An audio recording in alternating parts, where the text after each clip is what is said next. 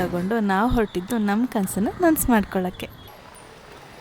ಎಷ್ಟೋ ಜನಕ್ಕೆ ಬೆಂಗಳೂರಿಗೆ ಬಂದಾದಮೇಲೆ ಈ ಕನಸನ್ನ ನನಸು ಮಾಡ್ಕೋಬೇಕು ಅಂತ ತುಂಬ ಪ್ರಯತ್ನ ಪಡ್ತಿದ್ದಾರೆ. ನನಗೆ ಸ್ವಲ್ಪ ಲೇಟ್ ಆದರೂ ತುಂಬ ಚೆನ್ನಾಗಾಯಿತು ಅಂತ ಹೇಳ್ಬೋದು.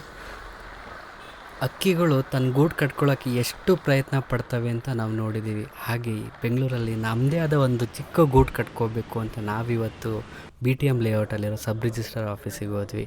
ಅಲ್ಲಿ ಹೋದಾಗ ಫಸ್ಟು ನನ್ನನ್ನು ಕೂರಿಸಿ, ನೀನು ಕೊಡಪ್ಪ, ನಿಂದು ಕೆಲಸ ಶುರು ಆಗುತ್ತೆ ಅಂದರು. ನಾನು ಬೇರೆ ಬೆವರ್ತಾ ಇದ್ದೆ.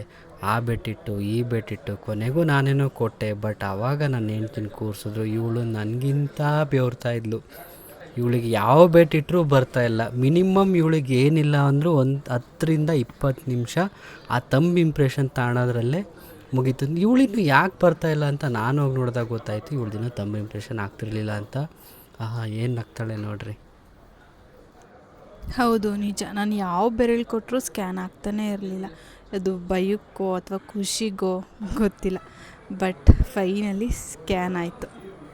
ನಮ್ಮದು ಇಂಪ್ರೆಷನ್ನು ಫೋಟೋ ತೆಗೆಸ್ಕೊಂಡು ಆಚೆ ಬಂದು ಕೂತಾಗ ನನ್ನ ಹೆಂಡ್ತಿ ಮುಖ ನೋಡಿದೆ.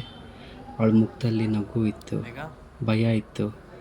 ನೋಡ ನೋಡ ನೋಡ ನೋಡ ಎಷ್ಟು ಚಂದ ಅಲ್ಲ.